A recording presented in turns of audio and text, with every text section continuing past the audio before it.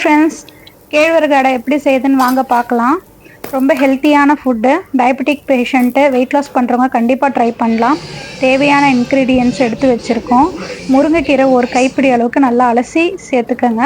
இது கூட ஒரு ஆனியன் பொடியாக நறுக்குன ஆனியனும் சேர்த்துக்கங்க.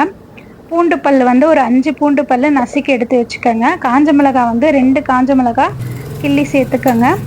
சேர்த்துட்டு 1 கப்பு கேழ்வரகு மாவு சேர்த்துக்கங்க. இதில் நிறைய தானியங்கள் நாங்கள் சேர்த்துருக்கோம். உங்களுக்கு அந்த வீடியோ நான் அப்டேட் பண்ணுறேன். உப்பு தேவையான அளவுக்கு தண்ணி கொஞ்சம் சேர்த்துட்டு அதை திக்கான பதத்துக்கு கொண்டு வாங்க. ஒரு நல்லா பிசைஞ்சு இந்த மாதிரி உருண்டை பிடிக்கிற பதத்துக்கு கொண்டு வரணும். அப்போதான் அந்த அடை சுடும்போது உங்களுக்கு நல்லா வரும். இதை ஒரு கவரில் எண்ணெய் தேய்ச்சிட்டு நல்லா தட்டிக்கங்க. தட்டிட்டு தவால கொஞ்சம் எண்ணெய் விட்டுட்டு இதை எடுத்து அந்த தவால போடுங்க. போட்டு நல்லா திருப்பி விடுங்க. நல்லா வேகணும். ஒரு 10 நிமிஷம் நல்லா வேகும் அது.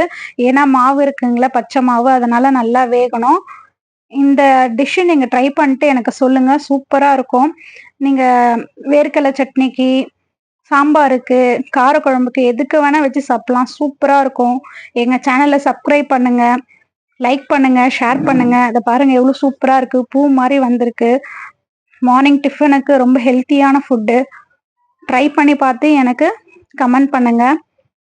பாருங்கள் எவ்வளோ சூப்பராக வந்திருக்கு. மார்னிங் நாங்கள் அதுதான் ப்ரிப்பேர் பண்ணோம். உண்மையாலுமே சூப்பராக இருந்திருக்கு. Bye friends.